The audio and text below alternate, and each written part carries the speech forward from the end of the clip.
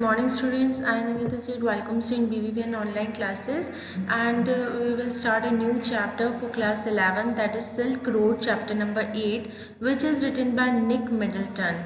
So actually this is the extract which tells us about the journey of the narrator from Rao to Mount Kailash, and he wanted to go Mount Kailash to complete his Kora. Okay, now there are some difficult terms which are related to Leh and Ladakh languages. So I will continue to explain all these languages or all these words, and let's start the chapter. That what happens in the chapter.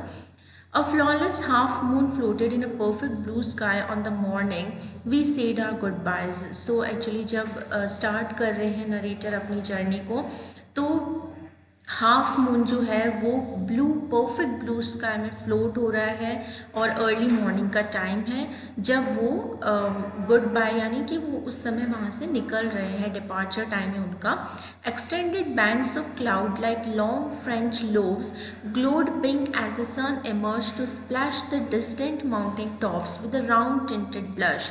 So जिस तरह से French loaves होते हैं, बड़े बड़े से जो bread pieces होते हैं, उसी तरह से जो क्लाउड्स हैं वो फ्लोट कर रहे हैं पिंक कलर के ब्लू स्काई में, और जो माउंटेन टॉप्स हैं उसके ऊपर इस तरह से पिंक कलर के जो क्लाउड्स हैं या पिंक कलर का जो हल्का स्काई है वो ऐसा लग रहा है जैसे कि जो माउंटेन है वो उनका टॉप जो है या उनका जो पीक है वो ब्लश कर रहा है. इस तरह से वो रोज़ी टाइप दिख रहे हैं.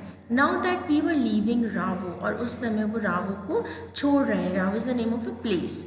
लैमो said she wanted to give me a farewell present, और जो उनकी वहाँ पर एक नोन पर्सन है लैमो, वो एक्चुअली चाहती थी कि वो नरेटर को एक फेयरवेल प्रेजेंट करना, क्योंकि वो जा रहे हैं वहाँ से, तो she wanted to give him some gift.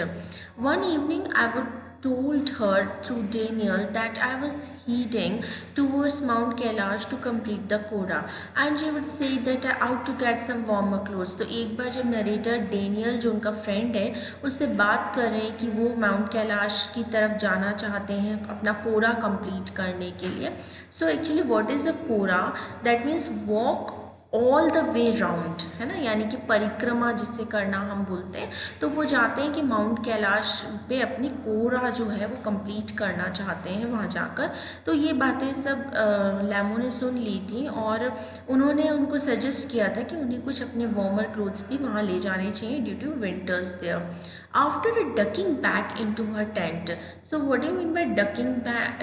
Ducking back means bending your back and then moving forward. Okay. So कमर झुका के अंदर की तरफ जाने को हम क्या बोलते हैं? Ducking back. सो वो अपने कमर झुका के अपने टेंट की तरफ अंदर गई. She emerged carrying one of the long sleeved sheepskin coats that all the men wore. तो वहाँ से वो एक बहुत लॉन्ग स्लीव्स का बहुत बड़ा एक शीप स्किन का कोट लेके आई, एनिमल स्किन का, जो कि लगभग वहाँ के सारे मेल पहनते हैं लेह और लद्दाख के. Satan seized me up as we clambered into his car. Yes, he declared. द्रोग्बा sir. So द्रोग्बा मतलब होता है शेपर्ड, है ना, जो चरवाहे होते हैं उनको द्रोग्बा बोला जाता है. It's all about the Tibetan side का ही ये सारा एरिया है, तो काफ़ी ऊंचाई है वहाँ पर और काफ़ी ठंड भी है वहाँ पर. तो उनको शीप स्किन कोट्स जो है वो ले जाने थे. तो उन्होंने सटैन जो उनका ड्राइवर है उन्होंने ये सामान जो है वो रख लिया गाड़ी में, और उसके बाद में ड्राइविंग स्टार्ट कर दी. We took a shortcut to get off the Changtang. So Changtang जाने के लिए नरेटर, सटैन और डेनियल ये तीनों गाड़ी में हैं, और चैंगटेंग जाने के लिए उन्होंने एक शॉर्टकट रास्ता अपनाया. Satan knew a route that would take us southwest almost directly towards Mount Kailash. So Satan was a good driver and he knew that what was a shortcut route for Mount Kailash. So actually वो उसी जगह से उन्हें ले जा रहा है. It involved crossing several fairly high mountain passes, he said, but no problem sir, he assured us. If there is no snow, what was the likelihood of that, I asked. Not knowing sir until we get there. So actually बहुत high mountains passes थे, तो सिटन ने उनको satisfied किया कि कोई problem नहीं है, अगर स्नो कैप्ड माउंटेन्स या स्नोफॉल नहीं होता है तब तक तो कोई प्रॉब्लम नहीं है। और वैसे भी जो है आगे जब तक हम चलेंगे नहीं, हमें पता नहीं चलेगा कि किस तरह का रास्ता हमें मिलने वाला है। From the gently rolling hills of Rawu the shortcut took us across vast open plains with nothing in them except a few gazelles that would look up from nibbling the arid pastures and frown before bounding away into the void. So actually जब वो चले वहाँ से तो उन्होंने देखा कि जो रावू की रोलिंग हिल्स हैं, यानी रोलिंग हिल्स मतलब हिल के पास में जो हिल्स होती है ना, पहाड़ के पास में चेन जो बनी हुई है, तो उनके जो रोलिंग हिल्स है वहाँ से उन्होंने बहुत बड़े बड़े जो वास्ट प्लेन एरियाज़ हैं वहाँ पे उन्होंने निकलना स्टार्ट किया शॉर्टकट लेते हुए। और उन्हें वहाँ पर से फ्यू गैजल्स क्या होते हैं, they are actually the animal which that looks very resembles like deer, ठीक है ना, तो कुछ एक हिरन जैसे दिखते हैं गैजल्स। सो उस तरह के उनको एनिमल्स दिख रहे थे। And that would look up from nibbling क्या होता है, that means when you eat anything while cutting into the pieces. Okay, so when you cut anything into some pieces and then you eat one by one piece, that is nibbling. So एक के बाद एक जो है ना arid pastures, arid means dry, तो जो घास के मैदान हैं जो काफ़ी घास सूखी हो चुकी है, उसको वहाँ पर गैजल्स जो है वो निबल कर रहे हैं, उनको छोटा छोटा तोड़ के खा रहे हैं। And frown before bounding away into the void, और वॉइड का मतलब क्या होता है, वॉइड मीन्स खाली एरिया, एम्प्टी स्पेस, ठीक है। Further on, where the plains became more stony than grassy, a great herd of wild ass came into view. So actually जब वो प्लेन एरिया निकल गया और ग्रासी एरिया आ गया, थोड़ी सी ग्रीनरी आ गई है, तो उन्होंने देखा कि बहुत हर्ड क्या होता है, ग्रुप, तो ग्रुप ऑफ वाइल्ड एस जो हैं उनको दिखाई देने लगे। Sitan told us we were approaching them along before they appeared. Kyang.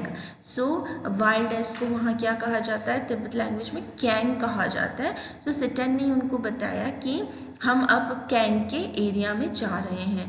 He said pointing towards a far off pall of dust.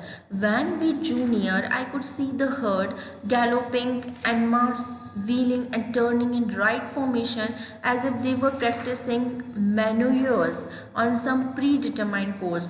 तो जब वो उनके बहुत पास में आए तो उन्होंने ये देखा कि जैसे कि मतलब वो झुंड में जा रहे थे। मैन्योर्स मतलब क्या होता है कि वॉकिंग इनटू अ ट्रूप, है ना। सो ट्रूप में जा रहे थे वो सारे, एक फॉर्मेशन उन्होंने बना रखा था, एक टाइट सा फॉर्मेशन। और जब वो उनके पास से उनकी गाड़ी निकली तो वो जो ट्रूप था वो मतलब काफ़ी मतलब ऐसा लग रहा था कि एक गुट को वो छोड़ना नहीं चाह रहे हैं, और वो वहाँ पे जितनी भी वेजिटेशन थी, ग्रास थी, उसको गैलॉप कर रहे हैं, उनको स्वेलो कर रहे हैं। Plumes of dust billowed into crisp clean air. So अब जब एक्चुअली वो अपने पैरों से भी थोड़ी बहुत जो मिट्टी उड़ा रहे हैं, ग्रास खाते खाते जो अपने सींग से भी वो जो मिट्टी उड़ा रहे हैं, तो वो जो मिट्टी है वो क्लीन एयर के मतलब उसमें उसने डस्ट कर दी है, यानी कि सब कुछ बहुत ज़्यादा इन्वायरमेंट या एयर जो है वो डस्टी कर दिया है उन्होंने, ठीक है। So this is it for today and will continue the chapter tomorrow in the next video.